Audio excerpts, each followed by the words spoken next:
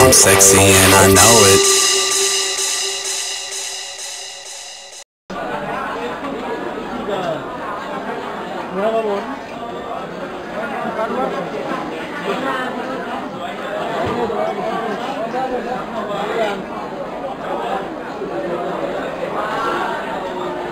Xóa đi. Mọi người chờ một chút nhé.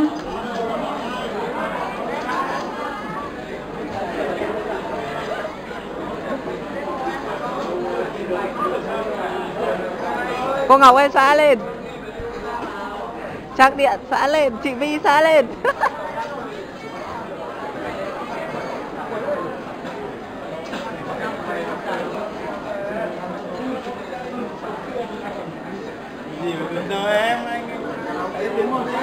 Hôm nay thì có rất là nhiều các bạn đồng nghiệp của Giang, như là chị Ngọc Anh, ca sĩ Hoàng Hoài Thu, Hoàng Thúy Linh, rồi anh Phan Anh. Rồi có lẽ là hát đã nhá. Giới thiệu sau vậy.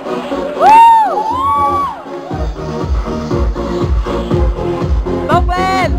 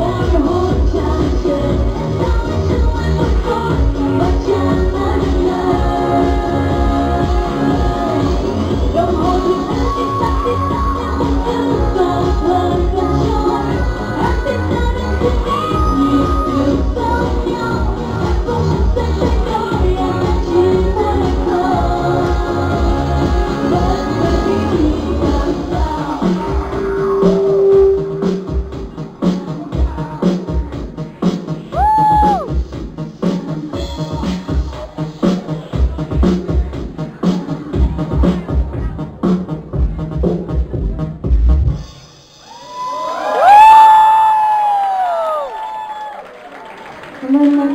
Cũng là rất nhiều cảm ơn mọi người rất là nhiều.